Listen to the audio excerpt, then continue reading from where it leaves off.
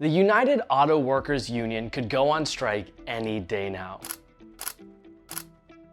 Unions like United Auto Workers routinely secure better wages, benefits, and workplace protections for the workers they represent by negotiating terms and conditions of employment through collective bargaining. What they're fighting for includes substantial wage increases, restoring cost of living adjustments, and benefit pension for all workers. How powerful is the United Auto Workers Union? What happens if the demands aren't met? And how will it affect workers and everyday Americans if the strike moves forward? Jerry's got your back. Let's get into it.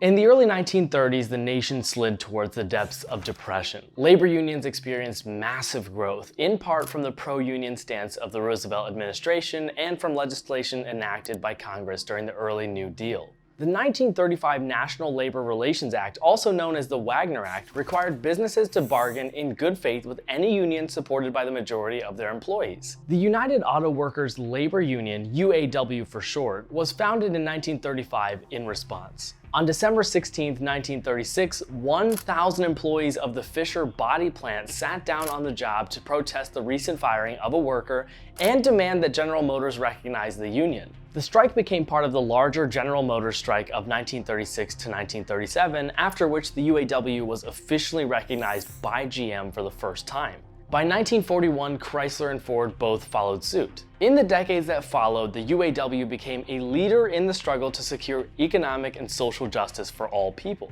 They have been actively involved in every civil rights legislative battle since the 1950s, including campaigns to pass the Civil Rights Act of 1964, the Voting Rights Act of 1965, the Fair Housing Act, the Civil Rights Restoration Act of 1988, and legislation to prohibit discrimination against women, the elderly, and people with disabilities. Today, the group represents approximately 150,000 workers at the big three US automakers, General Motors, Ford, and Stellantis, formerly known as Chrysler.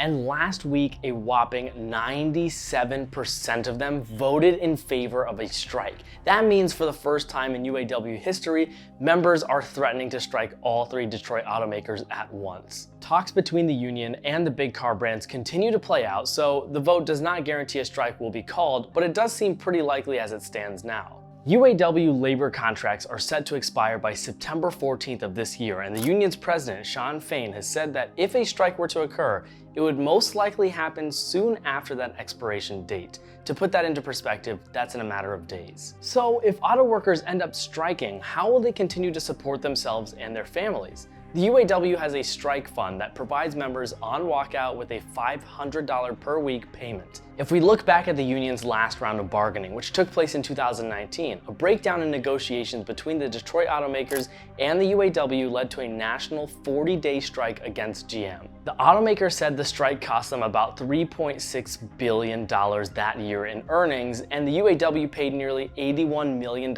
in benefits to striking workers. The UAW's newly elected president, Shawn Fain, says that recent record profits should equate to record worker contracts. The manufacturers, for the most part, have acknowledged that the industry is changing and creative solutions are required to keep its workforce competitive, yet contract alignment remains up in the air. So what does this mean for you and me, the car owners and buyers of America?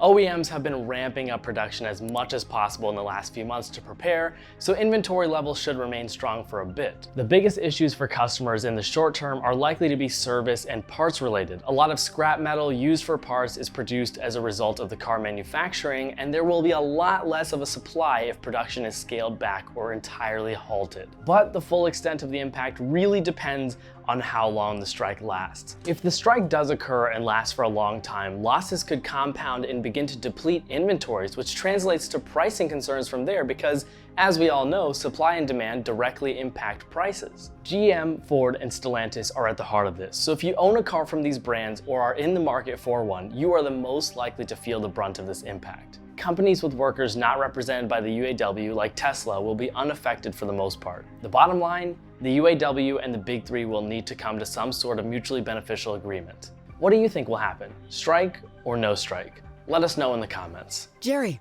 the AllCar app that's got your back. Because we car.